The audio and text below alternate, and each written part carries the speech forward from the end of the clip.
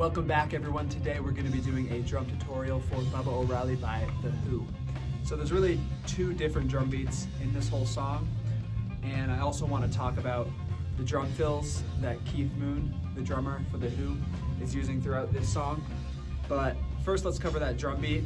If you listen closely, the drummer has a very light, airy crash ride cymbal that he's using, and he's mixing in heavier crashes to really emphasize the hits. On the teenage wasteland, ba ba.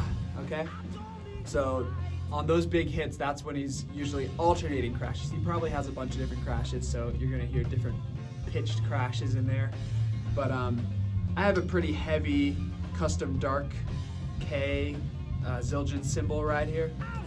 But we're gonna go ahead and use that, and I'm gonna be alternating with the crash cymbal to emphasize the bigger hits. But let's get into this drum beat. The bare bones of it are just like this.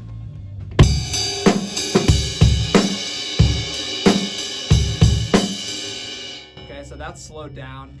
I'm trying to keep it simple at first. But what we're gonna wanna do is add those emphasis crash cymbal hits on, and those come in on the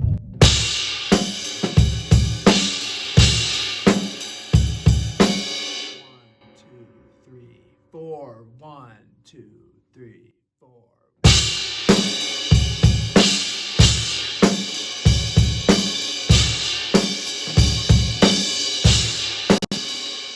Okay, so now what we're gonna do is we're gonna bring it up to tempo.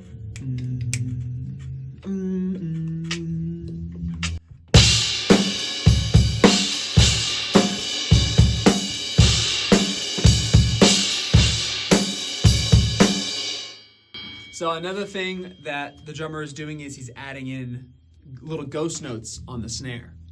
So these ghost notes are little extra quieter notes coming in between the main backbeats. The backbeats are on the 2 and the 4. 1, 2, 3, 4. You're gonna hear those ghost notes coming in. 1, 2, 3, 4, 1, 2, and. Okay, so the ghost notes are coming in on those ands. 1, 2, and. 1, 2, and. 1, 2, and. 1, 2.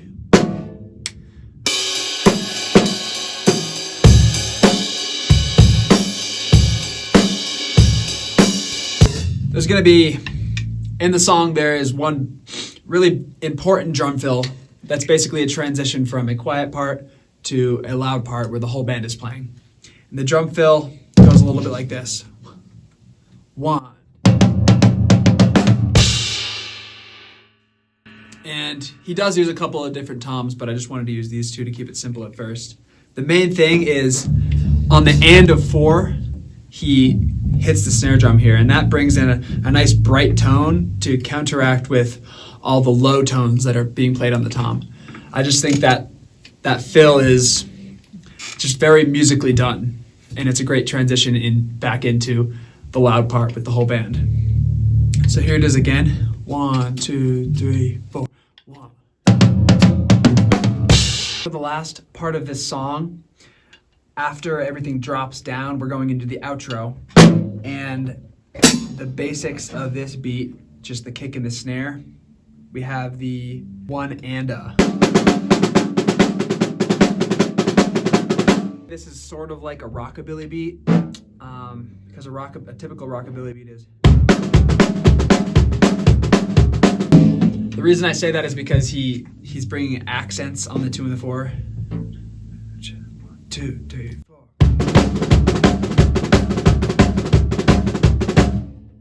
But the difference is this beat really isn't rockabilly. He's got 4 on the floor on the kick, which means he's hitting the 4 quarter notes. 1, 2, 3, 4. But basically, you have the rhythm just like this one right here. So it's basically that over and over, and then sometimes he'll bring in the 4 16th notes back to back, like.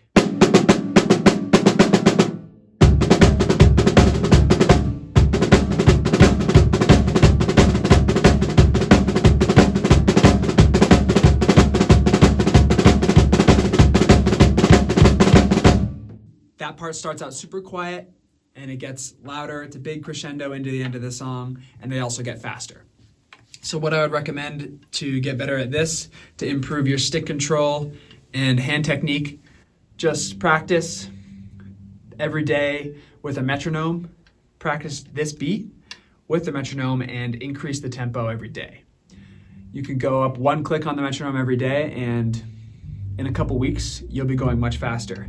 And also remember to practice both quiet and loud, because to be able to start out super soft and then get really loud, both of those are going to help you with that.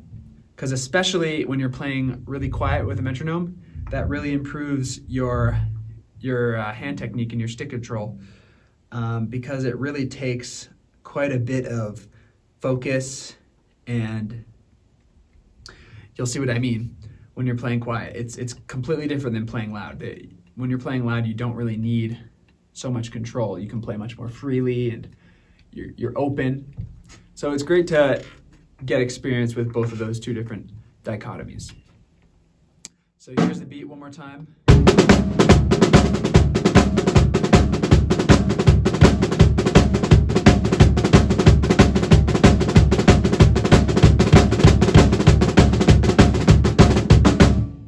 So he's playing that through the violin solo at the end there, right? I obviously haven't practiced this, so I can't play it too fast. I'm also sort of focusing on my right hand to start. So it's, you can see my right hand is leading pretty much every time. But I would recommend in your practice with this is to practice alternating as you're starting.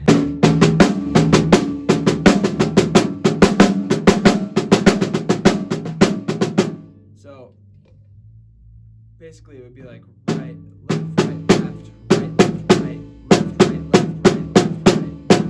And then from there you would start on the left, right, right, left, right, left, right, left, right, left, right, right. See how it's alternating? So that's back to the one, now we're starting on the right.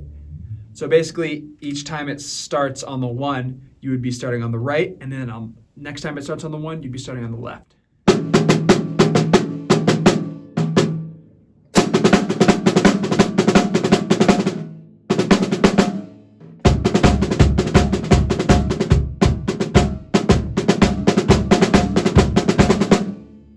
So that's just another way to play it. For me, obviously, just leading with the right hand every time is super comfortable. That's because what I'm doing is, on those first two notes, I play with the right hand. So that allows me to keep leading with the right hand. Again, it's because I haven't practiced it, but if you were to practice it, you would be going, instead of two right hands at first, you're going right, left, right, left, right, left, right. And actually, that is the way to play it, to be able to play it faster over time, especially when you're practicing your stick control and your technique, because you're not going to get tripped up by two hands in a row when you're going super fast. And it's going to sound much cleaner when if you're actually alternating and you have that rhythm down.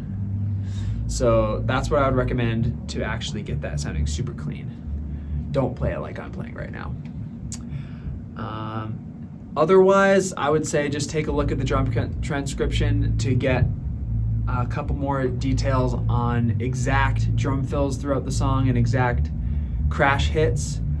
But even further than that, just listen to the recording and you can really get a good idea of both of those things from listening intently, and also listening to how the drummer plays and interacts with the actual band. But that's it for Bubba O'Reilly by The Who. Thanks for listening, and we'll see you in the next one.